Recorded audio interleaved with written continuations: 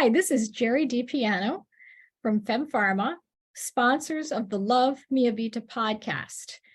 And today I am with my guest, a frequent guest on the Love Mia Vita podcast, Dr. Juliana Hauser. For those of you that may not have had the pleasure and privilege of listening or seeing Dr. Juliana Hauser on our podcast, let me share a little bit of her background with you. Dr. Juliana leads conversations about relationships, agency, sexuality, intimacy, and much, much more. She is a professional. She's got a tremendous amount of expertise, but she's also a ton of fun. So I hope that you'll enjoy learning more.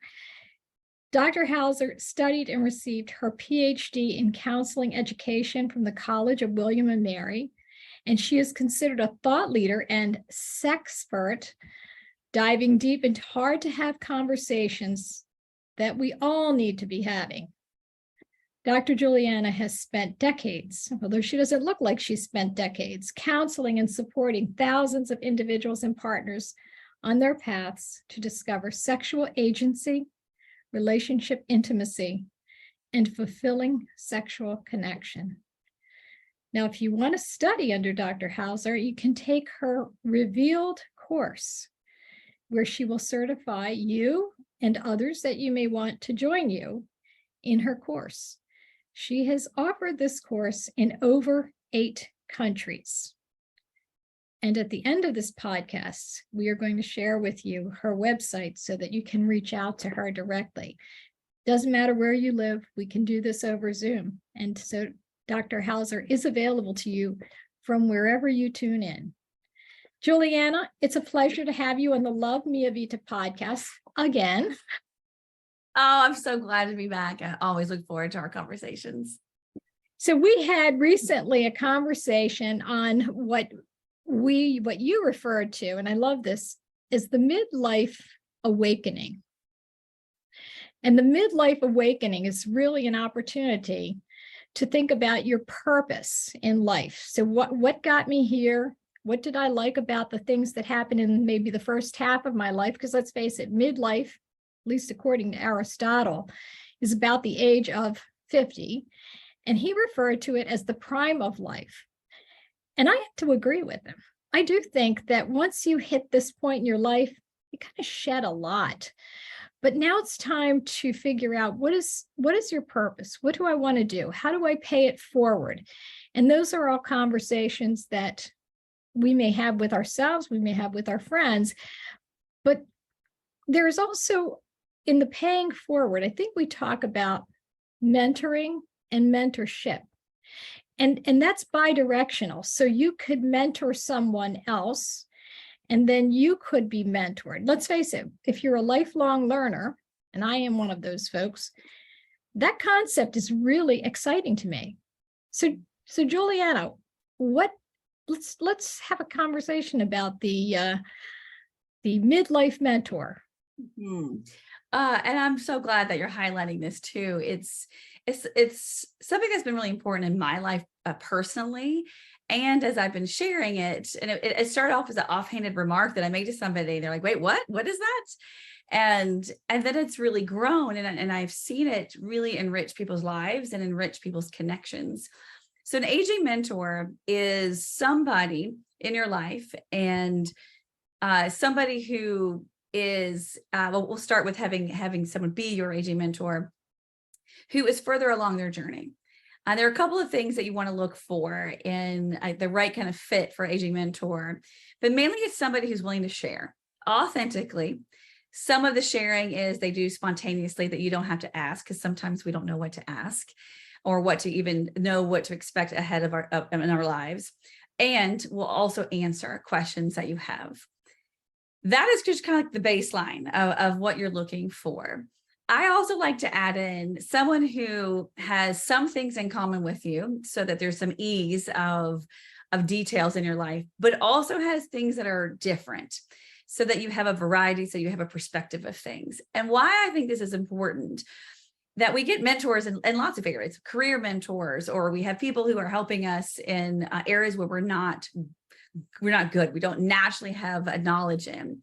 We often don't consider aging as a place in our life that we need to learn about. It seems like so much in our health that is just, we're just supposed to know.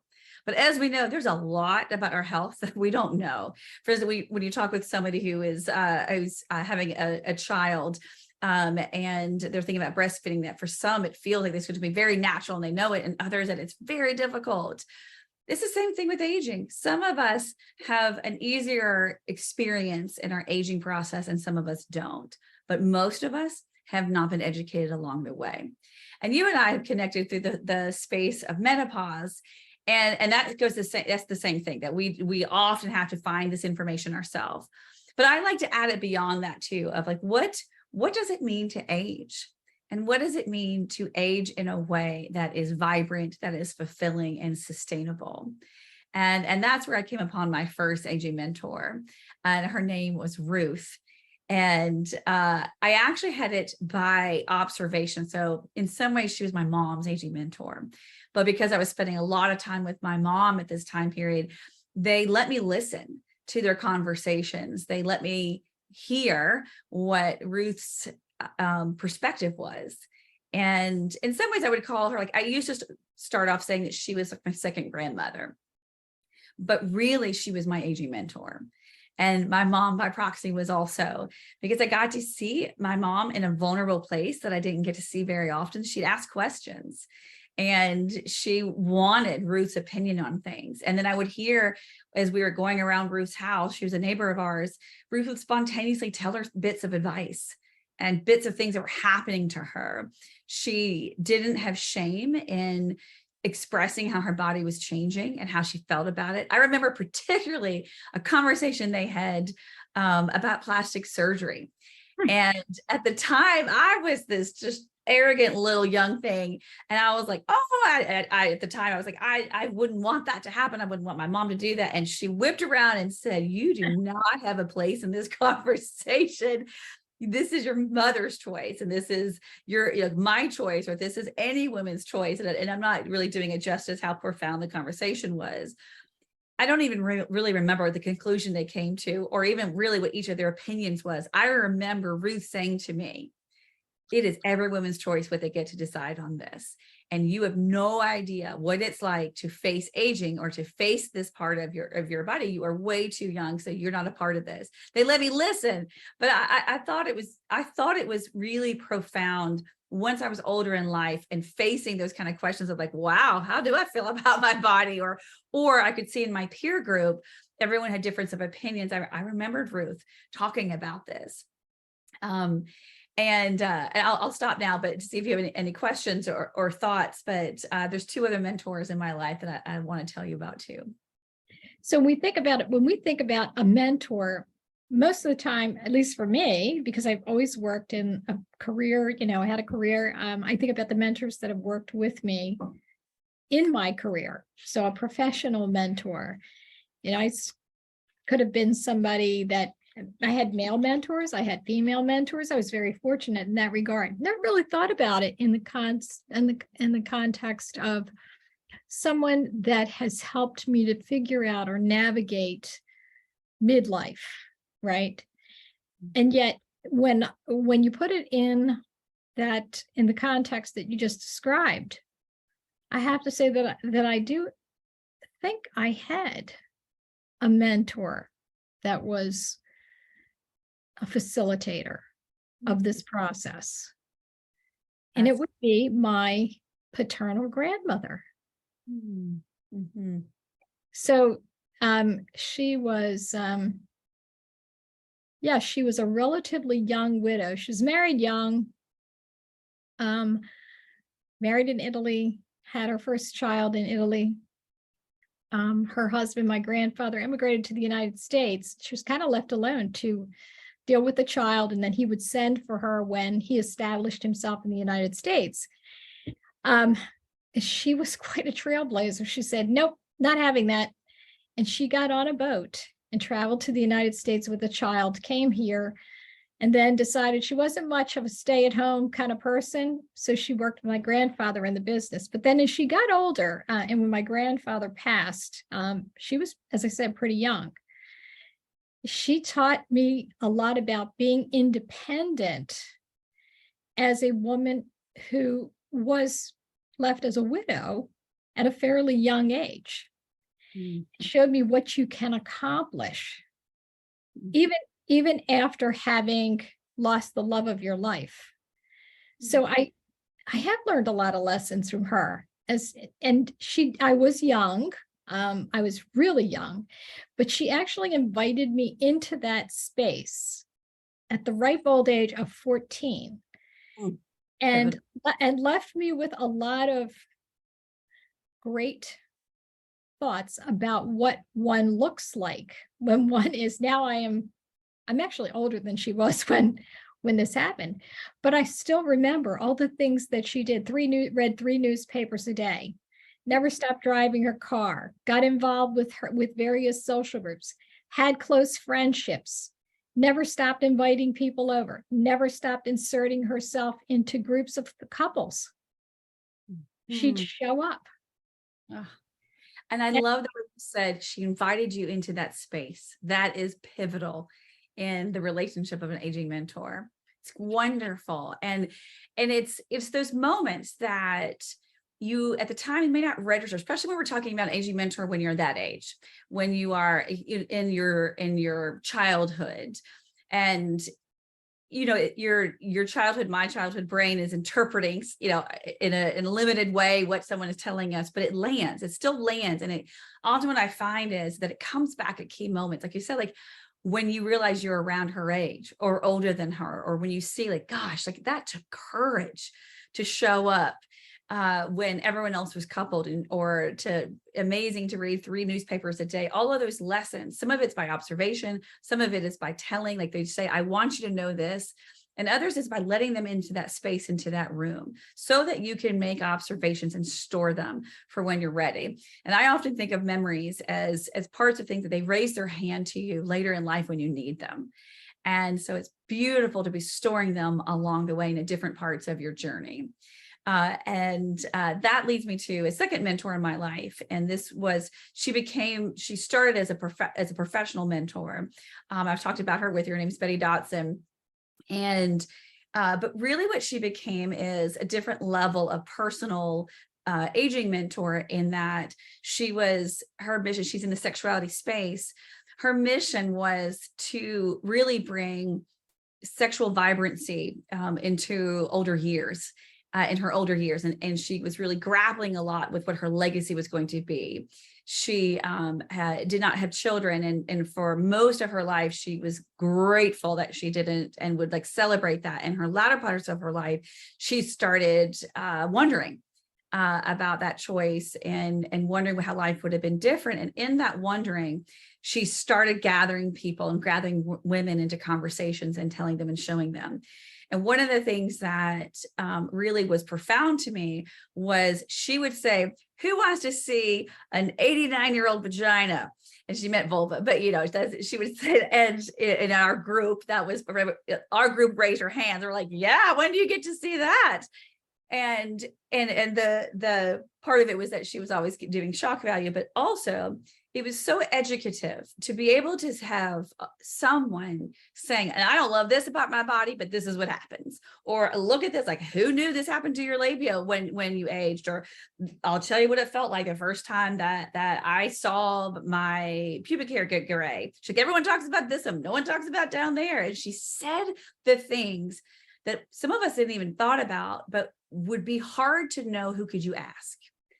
And you didn't even know necessarily that you wanted to know about these things, but she said them. And there's so many conversations that she said about her aging body that I will never forget. And I'm so grateful for. And I know that some of it isn't relevant to me now, but it will be. And I can tell that her humor, her willingness to share without being asked, did preemptive healing for me. And as I am aging with my body and feeling like, yeah, and to not have it be so mysterious. Now I only just saw one and one person, so her body isn't mine, but it took away some of the mystery as well that so many of us don't ever get to know, and that we sit there and wonder what's going to happen. How does our body age? How do the parts of our body that don't get seen by many, what happens? And so I'm forever grateful for that. I'm also really grateful that she showed me that, so she died when she was 91 during COVID, and she mused out loud the feelings of not necessarily regret, but the review you have when you are aging and know that you don't have many years left. And I had heard so much, it had modeled for me so much of like not having regret, of like really embracing the decision and everything that turns out for it. And she wasn't necessarily bemoaning it, but she showed me it wasn't wrong or bad or dangerous to say, I don't know. I mean, it was the best decision at the time, but I wonder how things would have been different. And going back to the conversation she had about having children, she said, I knew it was the right decision for me then. It's like, I have feelings that I wish I could have been born in a time that I could have done both. It didn't seem possible for me to do both at the time, to be a leader and a pioneer in the sexuality world and have a kid. But now I see you all do it. And I kind of wish I'd had that chance to even know. I never even thought I had that chance. And then she followed through with the process. So it wasn't just the like laying it out there of like, oh, this is awful. It was, and she showed me how to reconcile things and choices that you've made in your life, that in your aging process is a part of dealing with getting older, is that you've made choices that you can't take back, and close doors and open other pathways. And what do you do with that? And I'm not sure I would have ever thought to ask somebody that kind of question directly too. So that was a very pivotal part of having her in my life as an aging mentor. You know, it's interesting that you mentioned that you had a family member, so we'll call this kin and then kinship. You had a family member, your mother and Ruth, who was sort of like kin, that was the kinship. So kin, right? It's by blood, and kinship, more commonality of values, commonality of purpose. So there was probably a little kinship there with your mom and Ruth. And then by extension, you were there, you were present. But the kinship really kicked in with Betty. It's Betty, right? Betty Dodson.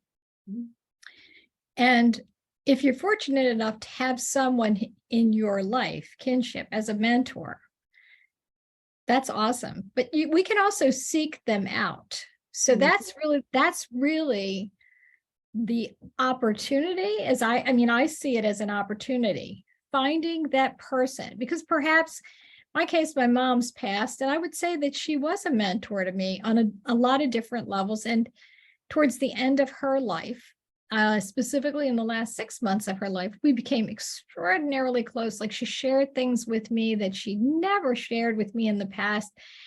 You know, these were thorny issues, how she was feeling. Even she was a devout Roman Catholic, but she was questioning what happens. I'm afraid that I'm going to find out that maybe everything I believed is untrue. But that was helpful to me, because it showed that it's okay to be scared. It's okay to ask questions. It's okay to talk about what's happening. And with her body was failing her. Her mind was sharp, but her body just continued to fail her. And yet she found a way to squeeze that lemon so hard that she squeezed out every single drop. And that was also okay. So in some ways, she was a mentor, but sometimes it's better, don't you think, to find a mentor who maybe you don't want to cross, maybe there are boundaries there with your mom, right? Or an aunt. You just feel maybe there's a lack of comfort sharing those kinds of things, like, why is my pubic hair not there? Why is it gray? Why did it get thin? What's going on with my body? Why do I feel this way? And someone who has that kinship, but isn't necessarily kin, can form that connection. Say, girlfriend, let me tell you what's going on here. That's right. And I do recommend, if you get to have multiple ones, having at least one of them not be family. just for that reason. And it's both ways, that neither of you will have as much of a governor, and seeking someone out that doesn't have a governor. I mean, Betty was just truly an open book, and that was such a gift in many ways. And then I wanted to put my third kind of category of mentorship. And I had someone who was a male mentor, aging mentor for me. And he was a part of a group, or is a part of a group, and he's still very much in my life. And I loved it that I had someone as a different gender. I learned a lot through him and through his group of friends. And it started off, we were friends through our love of football. And we did a lot of conversation through that. And at William & Mary, he was there at William & Mary grad. And I met through Alumni Club. And they did this trip every year for one Northeastern game. We would go somewhere, wherever William & Mary was playing, and we go on this trip for 4 or 5 days. And I was the youngest by about 30 years. And so I ended up being the DD, and it was so fun because it was an interesting time in my life too. When I first met them, that I was starting to feel older, which that was hilarious to me. That 20 years ago, I was feeling old, but I was feeling older, and being around them, it made me feel younger, which was interesting. And as our relationships grew, I saw them having that same thing, that wasn't family, but I felt like a daughter to them. So they shared things with me, lessons that they had learned. They shared things about marriages, about careers, about life, about giving back, about regret, about loss that they weren't having with their own kids. And I asked and I listened, and I was often the sober one, so I could just really take it all in and remember it. And I got to hear couples giving mentorship, and I got to witness, because it was a group of us, and it was often the same kind of group doing these trips and these conversations. And what I heard from them, they used to joke all the time, like, what is a youngin' like you being interested? Like, why would you want to hang out with us when you can hang out with young people? And I, not only were they just a load of fun and very interesting people, but I knew I needed to learn from them. And I saw that not a lot of people do at that age. And again, like I'm now reaching the age of when I met them. And it is fascinating to like see myself through the eyes of how I saw them, and hearing those lessons. And a lot of them have died since I met them. Dawn, who was the one that I was the closest with, is still with us. And in the past 2 years since his wife died, we've had a very different level of conversation, and he has different political views. He has different ways in the world. We have some commonalities of giving back and the importance of family, but there's a lot that's different about us, and those differences are fine. What I like hearing is the how of how he does things, and those are the questions that I like to ask. And he is a big believer in mentoring other people too. And so he'll say, so who's yours? Who are you mentoring at this time? Like, it's time you give back to this. And he jokes at me calling him an aging mentor. I wrote an article actually about a month ago, because they came for like a bourbon tour in Kentucky. And I wrote about my relationships with all of them. And he's like, well, who's yours then? And there is someone who I haven't officially said that with her, but I consider her somebody that I mentor and do a lot of talking to in that way, and sharing, almost like a combination of the 3 aging mentors that I've had. And one day I feel like I need to like have her be a part of this conversation and see what she thinks and what it's like for me to be her aging mentor, and if she's picked up on things, and how do we make that official too? It's interesting. It sounds like you happened upon this group when you were pretty young. Obviously, you were quite a bit younger, and yet they cultivated that relationship that became the mentor and mentee. But when we think about this, how do we find that mentor, right? So that sort of brings us to the social connection piece, because in order to find that mentor, probably need to find some sort of social connection that makes sense to you. And let's face it, whether you are 46 or 66, it shouldn't matter. You need a mentor, and you can be a mentor. So if you're 66, you can mentor somebody who's 46 because you've had that 20 years of benefit screwing things up unmercifully, or people have done things to you, you've learned lessons, right? So it really is about lessons learned and ways in which you have helped yourself to navigate. And then when you're 46, you can look at the 20-year-old or the 26-year-old who's, looking for guidance, and perhaps not from mom or not from auntie, but really from someone. Could be a teacher, it could be someone who's a coach, could be someone who runs a club or what have you. But making that connection, making that social connection is important, because otherwise you don't have the mentor. We recently had the same experience. My husband and I made two young friends, and they're quite a bit younger than we are. They are a lovely couple with 3 young children. And we wonder, why are they hanging out with us? Now you know. You just answered the question. I'm like, why would they want to hang out with us? They could be with young people their own age. And we feel flattered, and I think we get more out of the relationship than they do. But I'm hoping they get some benefit. Now I'm feeling not so bad about when they invite us to have a couple drinks with them, or go to dinner, or hang out with them and their 3 kids. And if they're listening to this podcast, they're going to know exactly who they are. We love you guys. I'll just use them by name, Matt and Kelsey. We love you. That's so sweet. And yes, it's to me, I think it's just such a beautiful compliment that I really would imagine this couple sees you all as somebody they want to understand at a much deeper level through building that relationship, and also through observation. And I think that's just so pivotal. Like for me, I think the life force of connection is understanding that you matter, and understanding how you matter fits into at least something else, one other thing in this world. And luckily and hopefully you feel like you fit in multiple ways. And I think that it's who we are as humans is to help others feel like they matter.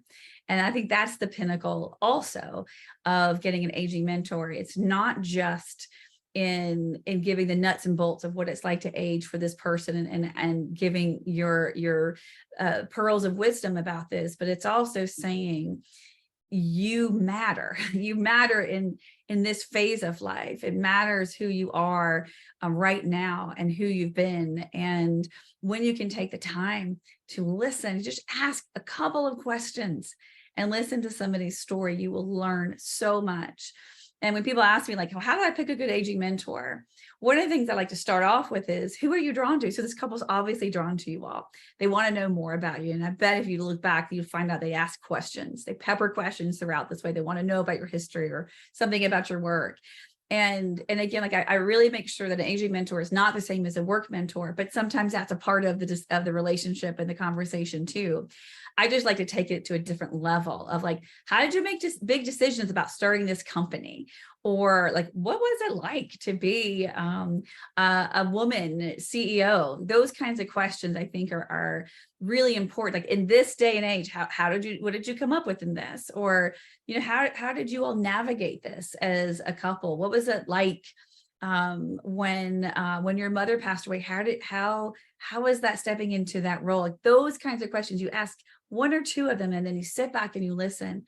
And you will learn so much that you can extrapolate to your life. I trust the instinct in that maybe right now, some of the questions that you're being asked by this couple isn't ready, that they're not ready for, they don't need it right now, but it's being stored. Like I was speaking earlier of your 14-year-old self and my 9-year-old self, but it'll come back later. And so if you're somebody that is being approached by somebody younger, and they ask you those questions, don't answer them in a throwaway. Actually answer them in an authentic, full way. And if you find yourself censoring it, you can go back and answer it more fully. Or you can try it another time, or examine what it is about what you're holding back, so that you can learn the lesson in that. As we know, like when you mentor somebody else, it's often the biggest gift is for you. And if people are asking you and wanting to know about your life, it's because they want to learn. And that's a grateful, wonderful way to feel connected and to feel like your life matters and what you've been through matters. I couldn't agree with you more. This concept of the bidirectional nature of mentoring. So the mentor gets so much more out of this than you would ever imagine. It's something that my parents taught me. You give and give and give and give, and you never worry about what you get in return, because it comes back to you thousandfold. You don't know how. It's not that it doesn't come in the form of a paycheck or a gift. This is a gift. Helping others and paying it forward is a gift that you give yourself. And it really does come back to that. It's the intrinsic reward that you receive. It's that feeling that maybe by sharing with someone that it was okay to fail at a marriage, at a relationship, at a job, with a broken relationship with a parent or a sibling, that yes, I made these terrible mistakes. And to your point, the authenticity part of it is really important to you. And at this part of your life, it's okay. Maybe when you're in your 30s, you don't want to let people know. Guess what? I have a broken relationship in my family. And in your 50s or your 60s, you say, you know what? I have a broken relationship in my family, and here's what I should have done. Mm-hmm. Here's how I should have handled this, but I didn't. Words, a word of wisdom. Is that worth it? It just throw it up in the air like confetti. Whereas as I said, in your 30s, you might have said, no, this person is wrong. So you take a much more rigid approach to it. Perhaps the person, the young mentee, the mentee saying, you know what? I don't know if I really believe Jerry. I think, my sibling or my aunt or my mother is wrong. I'm digging my heels in. I'm not budging. And then it may resonate a few years later when something happens. Somebody's ill, when you're ill, when you need that support. And you say, wait a minute, was it really worth it? Let me remember what I heard. But I agree with you. The intrinsic reward that you receive as a mentor it's just incredible. When you hear these words parroted back to you, it's even better. So I've had the experience of mentoring professionally in teaching, because I've done adjunct professorship and so forth. Love it when a student that I had 20 years ago comes back and says, oh, Professor DiPiano, do you remember when you were my blah, blah, blah teacher at St. Joseph's University? And I'm like, was I any good? Did you learn anything? And they remember things that I said or ways that I acted, or that I was fair, that I gave them grace. So that feels really good. But I imagine it feels even more special when you share your life story with someone and it makes an impact. Mm-hmm. Yes. And I give some advice too when you're wanting to mentor somebody, that unless it's like specifically asked of you, if you're just being generous with your story or your lessons, to always share in a way that is like, this is my experience. This is my experience, and what you can learn from it. And it's similar to what I do with the clients that I work with, is that I say to them when they tell me something, like, do you want me to witness it? Which means that I don't comment. I'm just a holder, and they know that it matters that what they're telling me has happened. Do they want my opinion on something, or do they have any specific questions? And when they ask for my opinion on something, this is how I think this for the aging mentor too, and I think you should be preemptive in this, is just my opinion, or this is the choice that I made at the time in this era or whatever, and do with it what you will. That's a really important aspect of being a mentor for somebody, that you are not turning yourself into an expert of their life, or that you don't think that the way you handle it has to be the only way that it could have been handled. It is typically so much more powerful if you're like, it worked out for me, or it was kind of dumb luck, or like, I really did this and everything aligned and I'm happy for that. It doesn't mean it always would have. Or this is why, or this is how I came up with this thought process in this, or this is the way that I looked at it. Those kinds of thought processing and reasoning is a really key part of allowing that mentorship to have agency instead of a power problem or a power differential.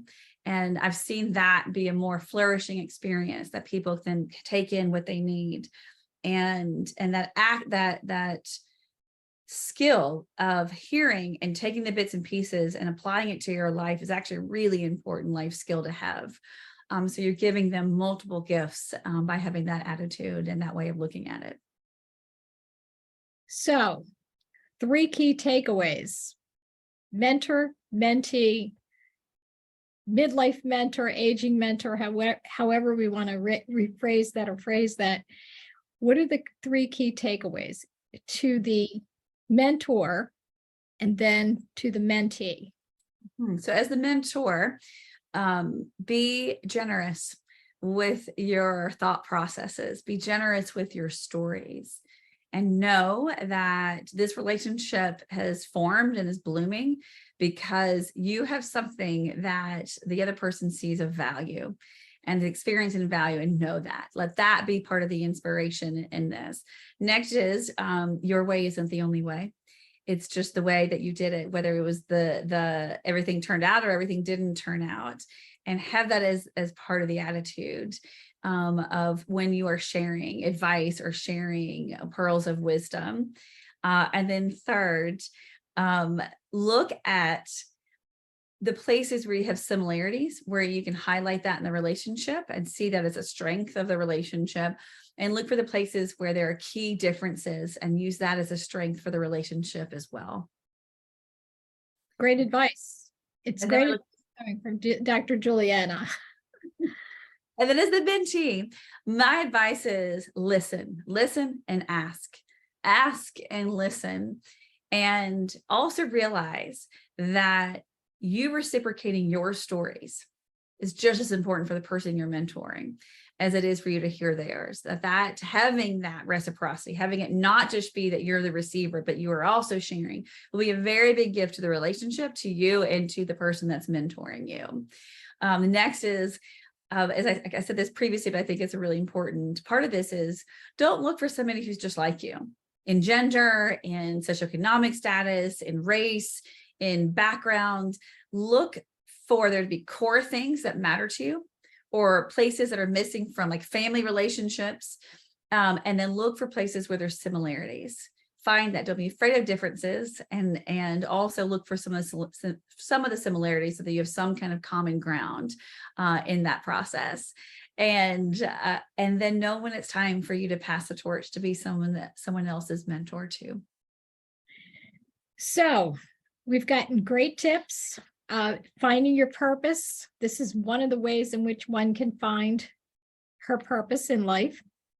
And the next time we have this conversation, we should talk about connections, social connections. And just to whet your appetite for those that are listening, stay tuned, because Dr. Juliana and I are going to do something called Soul Spark, coming to you very soon, with a group of women who will share some of their stories, but we're going to have an expanded version of this. So stay tuned for the next time with Dr. Juliana. And as always, it was a pleasure having you as our guest on Love Mia Vita.